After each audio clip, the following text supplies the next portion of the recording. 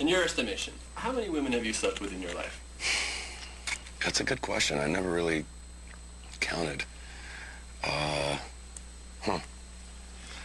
What do you think, T? A lot. A lot? How about a lot? Lemmy says about 1,000. Lemmy says about 1,000? He himself has had 1,000. Oh, it's more than 1,000. That's for damn sure. Hell yeah. Let's just say a lot. I, Ronald Reagan, do solemnly swear that I will faithfully execute the office of President of the United States. Music's a definition of where the world's at that moment. It's like a snapshot of our society. In the first term of Reagan's administration, America was a place where you could be very successful. Everybody said, it's too much, it's so big. Well, those are the things that made it successful. The vibe of metal is larger than life. Big power chords. And I think Republican governments have this big attitude. Excess is definitely a huge part of heavy metal. We wanted more people, more girls, more dope, more booze, more money, more fun, more. If there was kind of a phrase, I think, to sum up the whole 80s thing, would be anything worth doing is worth overdoing. La historia del metal. Episodio 3, Miradas que Matan.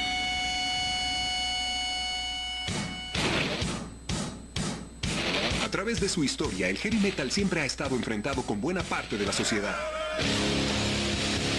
Pero algo muy extraño sucedió a principios de los 80. Una cortina de fuego de grandes sonidos y pelos largos parecen encajar perfectamente con esta nueva década de excesos. Por primera vez, el metal estaba de moda.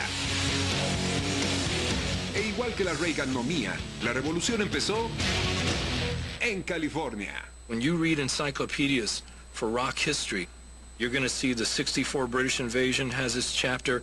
You know, the Memphis 50s, Elvis has its chapter. 82, 83 LA will have its own chapter.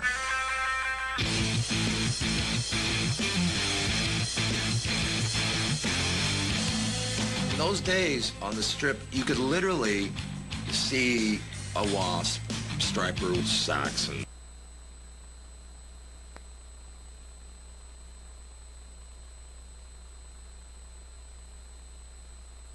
Of people hanging out on the Sunset Strip, passing out flyers, trying to get you to go see their show. Somebody would be at the Troubadour, somebody would be at the Whiskey, somebody would be at the Roxy. People would be and drinking and puking everywhere. It was kind of like a gigantic frat party in your senior year that was going on every night. It was blatant hedonism. I mean, it's everything you ever heard, and 10 times more. Sex just happened all the time. In the club, at home. Church. Back of a car, on the floor, up against the wall. Not inside the church, but right in the back of the church. In the parking lot, in the alley. And looking up going, this is bad. This is bad. I mean, on the way to a party, we'd stop the elevator and have a and then go to the party. There were many a fine young lady that was willing to, how should I put this? To relieve you underneath the table while you were having pizza. What's really amazing about the entire hairband scene is that these groups managed to sustain themselves, survive, put on pretty big stage shows in clubs, and none of them had any money. You would come down to either buying beer or buying food. You think, well, you know what? If I buy food, I'm just going to be full. If I buy beer, I'll be full and I'll be buzzed. So, of course, you bought beer. I had a closet that was 3 by 12, and I was there for a year and a half. No heat, no electricity. Living on less than $5 a week. And that's when you find out how bad do you want it. I remember putting peanut butter on bread with a Social Security card at the Hollywood Bowl Motel. We had nothing. Frankie Bonelli, living with a girl that was 2 doors down from me, my landlord had a white picket fence. And every day I'd come home and there'd be 2 or 3 slats missing out of that white picket fence. Frankie's out there stealing the fence from my landlord out there, and they're using it for firewood. was brutal. But it was cool, though, you know? There was always this excitement in the air. I mean, just walking down the streets, walking down Sunset Boulevard, you just knew you were on the edge of something really cool. You know, you didn't know what was going to quite happen, but you knew something big was going to happen. Para el 83, Quiet Riot fue una de las pocas bandas de Sunset Strip con una oferta importante de disco. Pero después de 2 álbumes y un tercero en producción, aún estaban batallando en la oscuridad hasta que llegó una idea. I was doing a lot of demos, and a demo of mine got in the hands of a manager who was doing business with a guy who had his own little record company. And I guess he sort of liked what he heard, and he said, let's go in and do another demo with a cover tune, because, you know, cover tunes are always the safest way for record labels to feel that the band has a potential shot at a hit. So it came time to record in the studio. He says, well, let's do the Slade song, the Come On Feel the Noise track.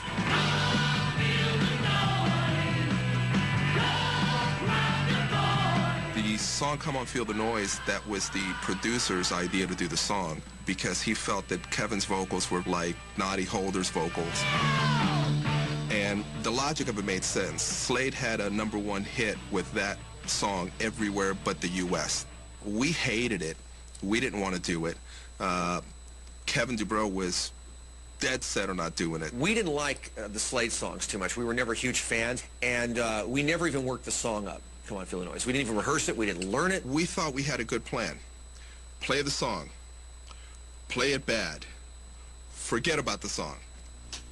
So it came time to record in the studio, and Frankie Banelli came with this arrangement, and I was making faces at him across the room going, you know, trying to make him screw it up. And I just came up with that real simple little drum beat, and we started playing. I remember that Kevin was sitting on the other side of the studio just glaring at me because he knew that it was sounding good. I said to Frank, I said, well, you played really well on it. What am I supposed to do? What he says, no, I don't want to do this song, you know. And he says, well, just sing it. You can do that. You know how to sing it lousy. Come on, feel the noise. Girls, rock your voice. We'll get wild, wild, wild. I guess it turned out pretty good. What you have on the record is the first take that we have. That was the first time we had ever played that song. Is what ended up coming out.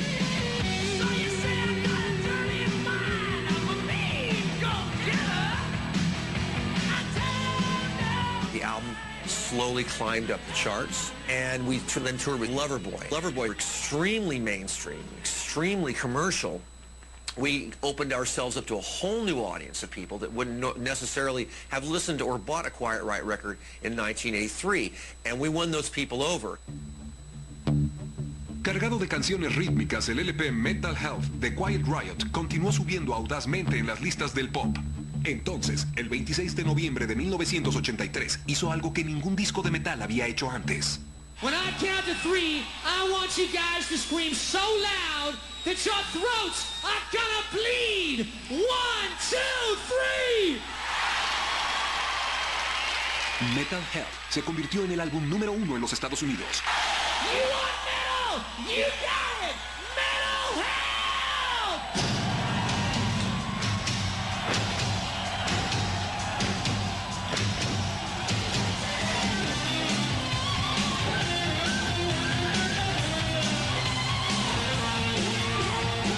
It really is incredible because Michael Jackson and U2 and all these guys are on the charts, all these huge mainstream artists. And who the hell is this? Quiet Riot, Metal Health. And all of a sudden, this thing is the #1 album in the country. It really broke that last barrier for metal. You know, I didn't really think of it in those terms. I was just wanted to get on tour. I wanted to be on a tour bus. I wanted to play rock and roll with my friends. You know, I was living my dream. It was more of a surprise to me than anything else when it started to climb the charts. I go, here we go. We made record labels realize that there was money to be earned from heavy metal. So I think we opened up the doors to record labels saying, you know, let's go out and sign just about every other band out on the strip.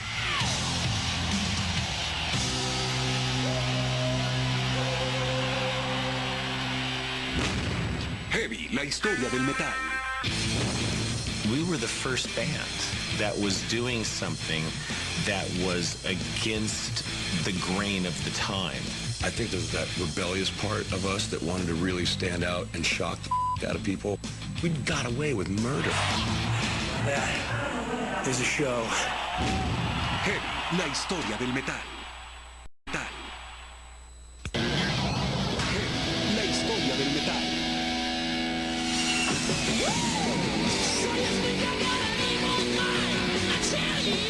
El éxito sin precedentes de Quiet Riot de Los Ángeles en 1983 puso de cabeza al negocio de la música. Heavy metal, la música para los proscriptos, se colocaba hasta arriba en las listas del pop, y las compañías disqueras en ambas costas se apresuraron para sacar provecho. As record companies started seeing gold in them Thar hills, you know, and started trying to figure out how to cookie cutter a new metal movement, hair metal was defined and born. We were an accident looking for a place to happen. The world was ready, and the industry was ready.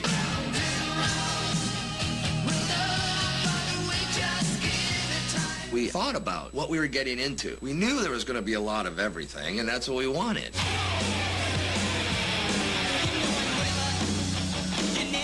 It just catapulted. We went from moving the pool table at the Pine Grove Inn to playing Texas Stadium with Aerosmith. Hair metal in the 80s, it's a combination of popular music and heavy metal. It's really image-based, like, you know, it's all about your haircut and having a cute bass player and facial makeup and videos with hot chicks. During that period of time, you had this new thing called MTV. All of a sudden, all those videos had to be bigger than life.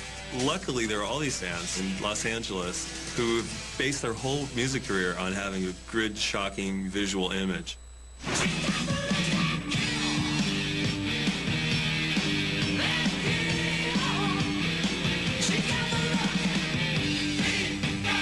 Quiet Riot was the first metal band who had like a #1 record, but Motley Crue was different.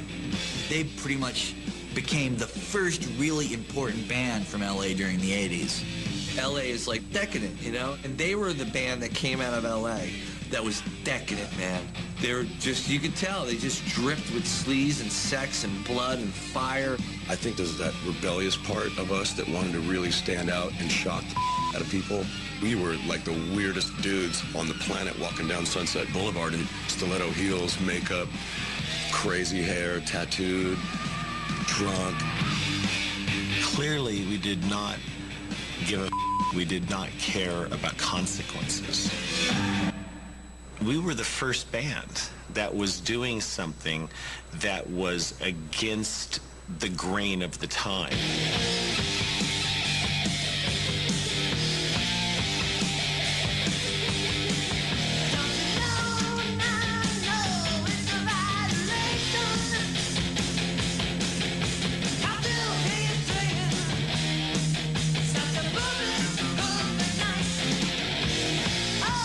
First time I saw Motley Crue. Musically, it was abysmal. You couldn't understand a word that they were singing. I don't even know if they were playing, but they were blowing up. they were lighting each other on fire. When I went backstage and talked to them for 5 minutes, it was like, you know, I'm Doc McGee, and he goes, yeah, great, dude. So here, give me a beer. Anybody got any drugs? They were just like this gang that got to go around L.A. and torture people with all their antics. We thought we were invincible, you know. I mean, we'd be walking down the street and look over at an unmanned cop car, and Nikki would just go over and grab something and just smash a bottle through the windshield of the cop car and start pissing in it. And I'd often look around going like, I can't believe we're getting away with it. Like, we got away with murder. Look at the stuff we get on stage. You can put little censor bars across it. This chick's out in the audience, man. If it wasn't for you, I'd never take it off. I always said that the worst thing that could ever happen to Motley Crue would be if somebody caught us drinking a glass of milk. It could be like a career shattering. Anything else is okay, you know? Drug busts and car crashes and fights, that's okay.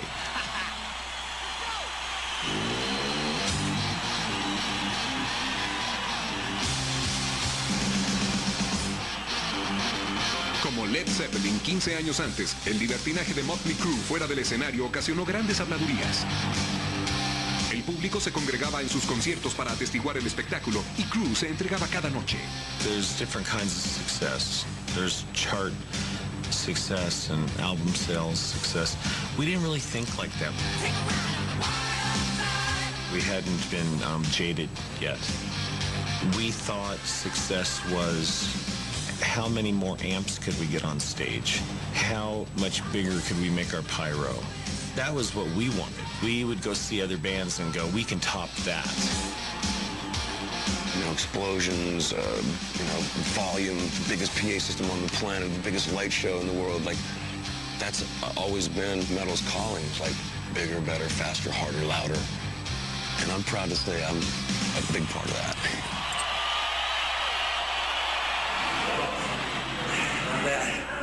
There's a show.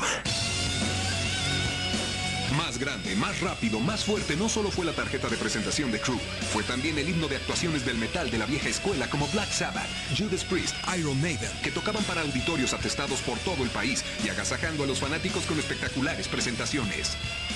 We wanted to give more to the audience. Our aim was to give everyone what used to be called the Disneyland e-ticket. So when you bought your ticket there, you not only got the ride, you got all the accoutrements of the ride. You got all of it. 20-foot dragon that, that roars and moves, a full laser show. I mean, anything you could think of. Did Geezer tell you about the one we had, the Stonehenge? Oh, man, that's probably the most over the top we've ever had. The management that we had at the time had this great idea to have Stonehenge recreated on stage with the sun rising behind Stonehenge while we were playing. Months later, the set turns up. This Stonehenge, which is, quite honestly, it's bigger than the real Stonehenge. It was massive. And we're looking up at this thing going, bloody hell. What are we going to do with this? Where's it going to fit? What happened, the dimensions that the management company had given were in feet, and the manager, by the time he did it in meters, so it was like 3 times bigger than what it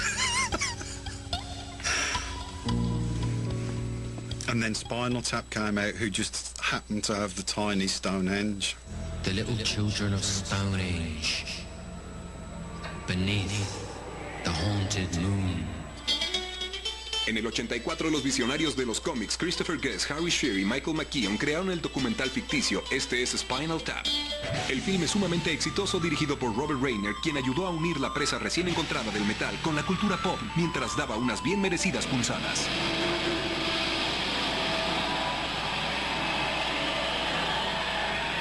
Spinal Tap was a mockumentary because it's making a mockery of some of the stupidity and stereotypes of heavy metal bands. It was so funny, it hurt. It struck, nerves, and that's good comedy does that. There's so many one-liners in that movie that are brilliant. It's such a fine line between stupid and clever. The Black Album cover. How much more black could this be? And the answer is none. I think everybody has had a Spinal Tap moment. First door you sign, authorized personnel only. Yeah. Open that door. That's the stage. Thank you. Thank you very much. Rock and roll. My Spinal Tap moment was along the lines getting lost on the way to the stage. In the Midwest, there's a lot of venues that have a coliseum on one side and a theater on the other side. So the band went out on the stage. I hear the roar of the crowd, and I go running out onto the stage to an empty hall. There's no equipment. There's no people, and you cannot imagine what's going on in my mind. My mind is blown, and I'm clean and sober. I'm standing out there in the big costume, and I'm going to hear music, and my roadie comes running out and grabs me and drags me to the other side. Hello, Chicago. Hello, Cleveland. Hello, Cleveland. You must have made a wrong time. As cool as heavy metal is, it's also quite silly sometimes, and that just personifies that thought. It was pretty accurate as to how bloated the whole genre had become. But it's very special because the numbers all go to 11. Why don't you just make 10 louder and make 10 be the top number and make that a little louder? These go to 11. Heavy, la historia del metal. I was the most recognizable face in heavy metal rock and roll then. I was the poster boy, and they were not ready for Dee Snider.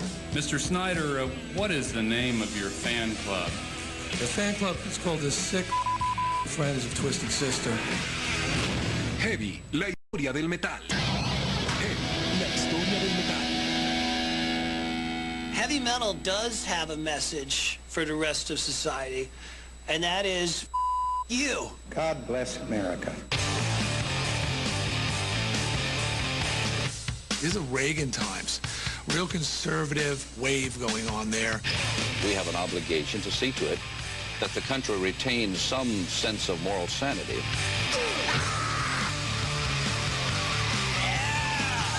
When I was a kid, everything that was expected of you was like you go to school, you graduate, you get a job, and you have some kids, and you die. That's not very much fun. You know what sounds a little better to me? I want to rock and roll all night and party every day. A través de su historia, el heavy metal ha batallado con fuerzas conservadoras en una intensa lucha de culturas. Cuando el heavy metal empuja, el brazo fuerte de la institución devuelve el empujón. A mediados de los 80, con la revolución Reagan en su apogeo, los rockeros sobresalían con las nacientes estrellas del movimiento glam metal, como Twisted Sister de Nueva York.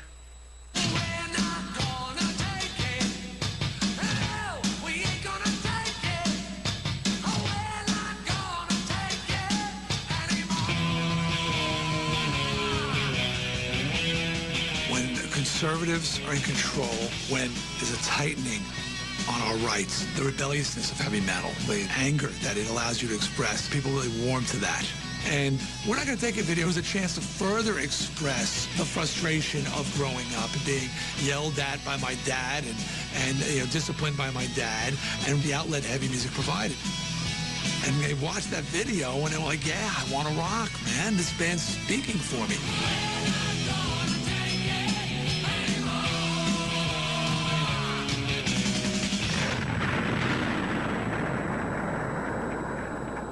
El himno Twisted Sister se volvió el grito de guerra para los adolescentes de todas partes. Cuando otras bandas como Venom y Wasp presionaron un poco más con material sugerente, los conservadores tomaron nota. The Parents Music Resource Center was formed to provide more information for parents and consumers of rock music. Censorship implies restricting access or suppressing content. This proposal does neither. The PMRC was an absolutely politically motivated organization put together by a couple of senators' wives who had too much time on their hands. Yes, that's right. You had too much time on your hands. Consider, for example, the themes found in heavy metal, which is probably the most disturbing element in contemporary music. Much of it dwells on themes that glorify rape, sadomasochism, and suicide. En el 85, la PMRC fue a la ofensiva y presentó 15 canciones con contenido inconveniente de las así llamadas 15 sucias. 9 canciones eran de bandas de heavy metal, incluyendo We're Not Gonna Take It de Twisted Sister. You know, they were indignant over lyrical content of certain rock records. And, you know, heavy metal was rife for their exploitation. I'm a former rock and roll guitar player, and I've believed for a long time that rock and roll is not incompatible with a sound education. But we have to distinguish between music, which is basically harmless, and music which can be harmful to young people. Okay. When like grassroots fundamentalist religious groups were getting together, all of rock music was seen as devil music. But, you know, it really came to a head with the PMRC hearings. Ladies and gentlemen, this hearing is on the subject of the content of some rock music. The most amazing thing about the PMRC hearings were the visual of Tipper Gore on one side of the room. We are asking the recording industry to voluntarily assist parents who are concerned by placing a warning label on music products inappropriate for younger children. And on the other, with his hair fully out and in a cut-off T-shirt, Dee Snider. But we're talking about a person going with their money to purchase an album, to play in their room, their home, on their own time. I was the most recognizable face in heavy metal rock and roll then. I was the poster boy. And they figured, this guy's the most identifiable, let's make an example out of him. And one of the things they did not research is that I was clean, I was sober, and I spoke English fluently. And they were not ready for Dee Snider. Mr. Snider, what is the name of your fan club? The fan club is called the SMF Friends of Twisted Sister. And what does SMF stand for when it's spelled out? It stands for the Sick Friends of Twisted Sister. Is this also a Christian group? I don't believe that profanity has anything to do with Christianity. Thank you. I kicked ass. And at one point where I said that Ms. Gore was a liar and had a dirty mind, because Under the Blade, she said it was about sadomasochism and it was about a throat operation. So I said, I can't help it if Ms. Gore has a dirty mind. And Senator Rockefeller goes, Mr. Snyder, when you were insulting Senator Gore's wife a few moments ago. I said, excuse me, sir. First of all, I wasn't attacking Senator Gore's wife. I was attacking a member of the PMRC. Secondly, when someone says there's a song about sadomasochism and bondage, or someone says we're not going to take it, is violent lyrical content, which is what it's been rated for. Yes, I'm defensive. Yes, that gets me angry. I'm trying to get adults to see that heavy metal is not totally a bad thing. It was very political. It was very disgusting. And I'm walking out, and a reporter says, how do you feel? And I said, and the word came out of my mouth was dirty. El heavy metal y la sociedad conservadora habían concluido lo que llegaría a ser su enfrentamiento más público, aunque de ninguna manera el último en su larga historia juntos. We are pleased to announce here today that our three organizations have reached a mutually acceptable understanding. El resultado fue sencillo. Cualquier música juzgada inconveniente ahora llevaría un rótulo de advertencia. We're simply interested in ways to make choices in the marketplace as parents of younger children. And we love the music. Y mientras la restricción significó victoria para la institución, el heavy metal fue el gran ganador.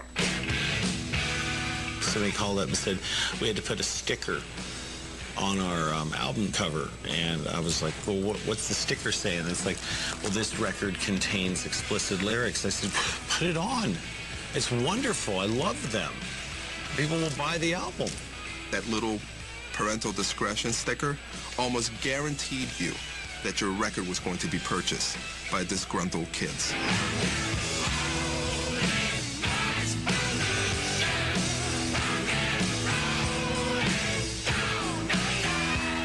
In some sick way, the PMRC is the best thing that happened to metal because it literally drew much more attention. It made all of us go this, and it made it even hipper and cooler. It's safe to say that if society wants to battle heavy metal will always find a way to win because heavy metal's always underestimated. The people who love it are underestimated. The musicians are underestimated. A lot of people have found that out the hard way. It's just a rock and roll, yeah. Heavy, la historia del metal.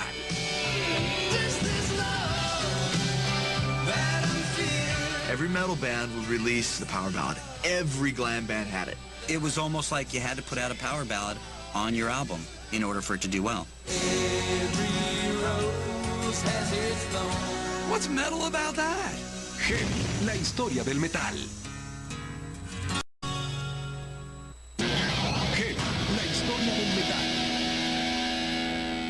The day I could afford a Marshall amp, I brought it into my apartment on the Upper West Side, and I opened the windows, and I turned it up to 10, and spent about an hour blasting away. And I heard the door knock. I thought it was the cops, and it was a woman covered in sweat. She said, "Do you have any idea how loud that is?" And I went, "No." She says, "I'm working on my PhD, and I can't concentrate." And I said, "What apartment are you in?" She says, "What apartment? I'm on 87th and Columbus Avenue. That's 4 blocks away from my house."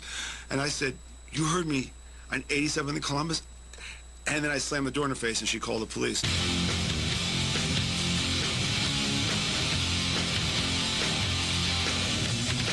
Well, I think it's true to say that the heaviness in all heavy metal groups generally comes from what the guitars are doing. When you hit a power chord through a stack, that sound makes you do things you wouldn't normally do. As soon as you plug it in, it's like you're just plugging into the devil itself. La guitarra siempre ha sido el arma seleccionada del heavy metal, y guitarristas como Tony Iommi, Randy Rhoads y Eddie Van Halen se volvieron leyendas. Pero en el 85, habiendo sobrevivido la embestida de la PMRC, el metal enfrentó otra crisis. Esta autoinfligida y definitivamente más amenazante. El teclado.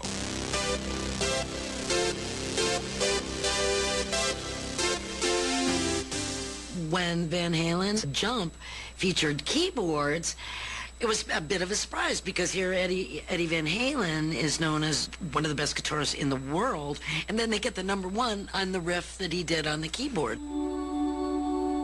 Cuando Jump de Van Halen encabezó las listas, reavivó un argumento igual de viejo que el mismo metal.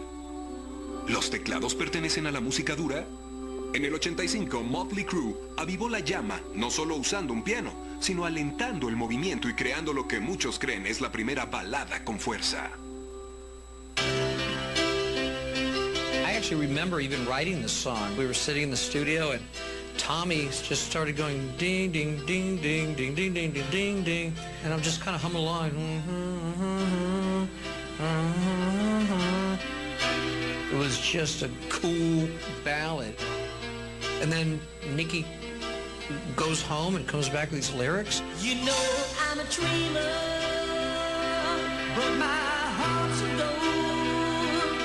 I had a runaway high. I don't know where it came from, but a guy like me, to sit down at the piano and write a beautiful song wouldn't be so strange. You can rock all you want, as loud as you want, as hard as you want, but there's got to be an emotional side to an artist, where he actually plays the piano or has something else to say that's not, you can't be that guy all the time or you'd be fake.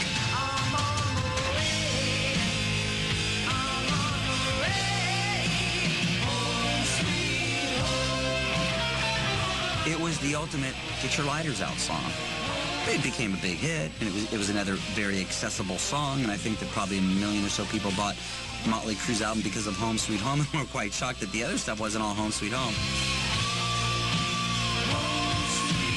Home Sweet Home se volvió el éxito más grande de Motley Crue hasta la fecha, y las ventas del álbum Theater of Pain superaron los 4 millones. La industria discográfica se peleaba por capitalizar el lado suave del metal.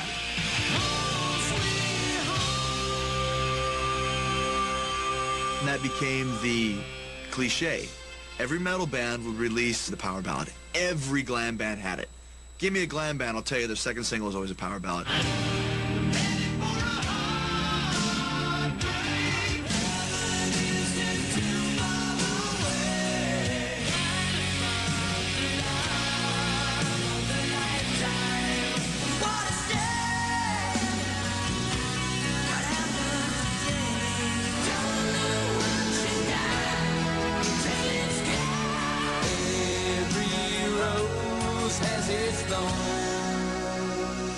And it was definitely a formula that, people, even in this room, had, use for. Basically, it was you put out a record, the first song's a heavy one. Second one's a ballad. And it worked pretty much every time with every band. Bands were selling 3 million. Very few bands ever made it to the 4 million. But if you had that big hit, that would send you into the 4 million. And that was usually the ballad. It was almost like you had to put out a power ballad on your album in order for it to do well. Record companies, they do that all the time. If one's good, 100's better. And you went ka-ching, ka-ching, ka-ching. And you had the W bands, the White Lions, the White Snakes, the Wingers, the Warrants. And it got so processed and so refined that it became pablum. This love that I'm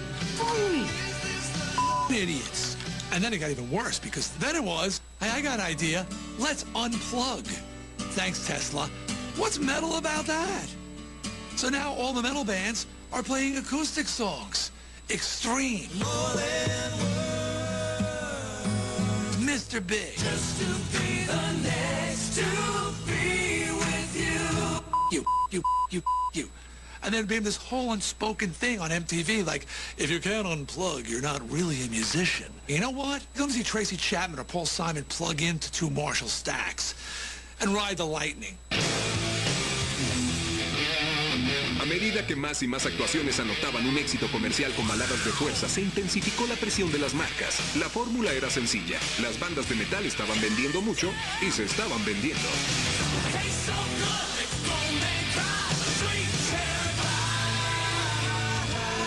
I hate that song. I had no intention of writing that song. The record was done. The record was called Uncle Tom's Cabin. And Donnie and I called up and said, I don't hear the single. You got to give me a single like Love in an Elevator. I need something like that.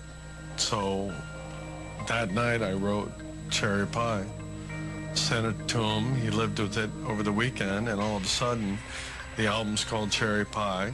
The record's called Cherry Pie. I'm doing cherry pie eating contests. The single's Cherry Pie, right? If I'm lying, I'm dying. And my legacy's cherry pie. Everything about me is cherry pie. I'm a cherry pie guy. I could shoot myself in the head for writing that song. Heavy, la historia del metal. I think the decline of Western civilization really opened people's eyes up to metal.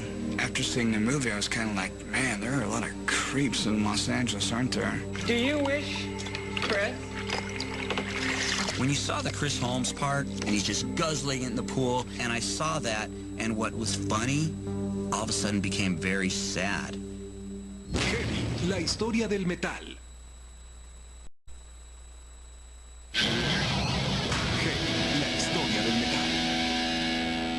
My theory on everything in life has always been, you know, if you throw a ball up in the air, it's gonna come down. And I was always waiting for the other shoe to drop. I mean, I knew that at some point it was going to happen.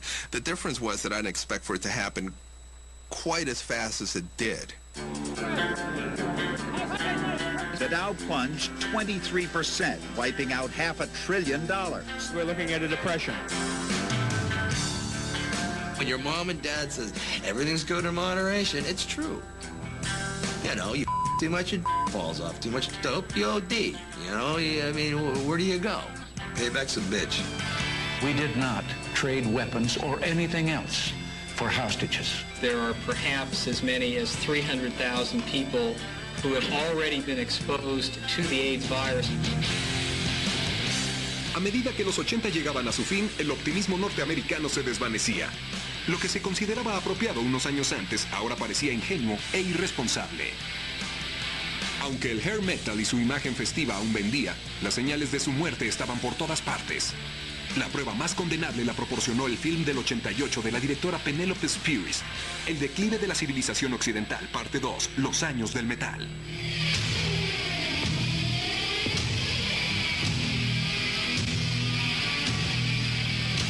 We are not role models for your life. El intenso documental mostró lo que había degenerado la escena glamorosa de Los Ángeles. One night I was driving down Sunset Boulevard and I noticed that no one could even move because the boulevard was so crowded with all these people with giant hairdos. And so I said, I think it's time to make another movie. So I started Decline Part 2. I know that all the girls in the audience are going to want to know this. 16 inches. Okay. No! No! Combination all four, with four piece. With all of the guys, I said to them, how would you like to be interviewed, right? And, you know, Ozzy said, oh, I don't give a just get me in my bathrobe. Okay, fine. I have a disease called alcoholism and drug dependency. Gene Simmons said, I don't want to do anything tacky. How about a lingerie store? Aye, aye, aye. And then, of course, Chris Holmes in the swimming pool. He said he didn't care where he was going to be interviewed as long as he could be drinking vodka. And I said, the only thing is I really want to have your mom there, Sandy, because I had met her. And so he agreed. Do you think that maybe this kind of rock and roll lifestyle is hard on you and maybe that's why you drink? Well, I'm a full-blown alcoholic. And why I drink is because, what? What? But why do you drink, Chris? Because it makes me happy. After I shot that, I thought I didn't get anything. I thought, oh, what are we going to do? We got nothing.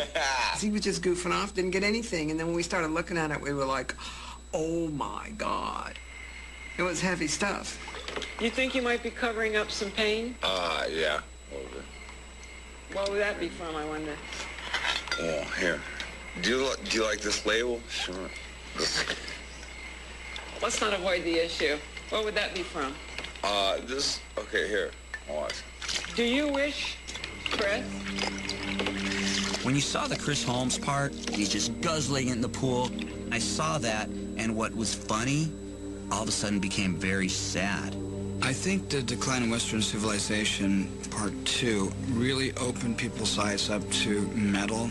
After seeing the movie, I was kind of like, man, there are a lot of creeps in Los Angeles, aren't there? The new generation of kids don't want to be associated with something that lame, that's pathetic. It's like, I don't want to be like that. When everything becomes the stereotype, and the stereotype is absolutely pathetic, then it's time to move on. El punto de vista del declive sobre la escena de Sunset Strip sin duda fue cuerdo. El movimiento glam que había traído el metal al mundo se había vuelto una víctima del capitalismo y de sí mismo. La fiesta había terminado. The glam scene needed to be in a coffin. Everybody was copying each other. It never grew, and everybody was just trying to get their hair bigger and more makeup on at one time and do their really ridiculous poses. Times have changed, and times are strange. It was kind of like taking Van Halen and turning it up 100 times, but in all the wrong directions. I'm sorry, I didn't mean to get lipstick on you there. You know, anything that's overexposed gets old, okay? When I Remember You was on the TV every 10 seconds, I was sick of me. When these bands soften their sound, it did them in, because you turn your back on that initial audience that supported you, and if they're gone, that's when you're screwed. And that happened to a lot of bands. It had to die. And I was glad it died, even though, you know, my career was over because it had been watered down and destroyed.